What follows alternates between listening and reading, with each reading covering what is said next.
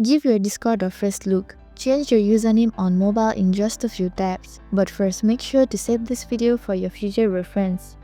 Hello everyone, I'm Jasmine from Take My Life, and today I'll walk you through the process of how to change your Discord username on mobile. It's pretty simple and quick, so let's get started with the video.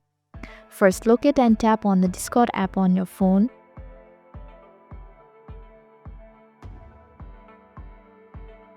And log in if you are not already signed in. Tap on your profile picture at the bottom right corner of the screen and click on the settings icon at the top right. This opens your user settings menu. Scroll down and tap on the account under the user settings section. Here you will see your current username, email and other account details. Tap on your current username.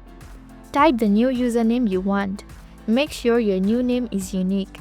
Discord requires the username that are unique and not already in use by others. Once you have chosen your username, tap the Save button at the top right. You will need to enter your password to verify. Your new username will be updated instantly across the platform. So this is how to change Discord username on mobile. Thank you for watching Take My Life. I hope this video was helpful.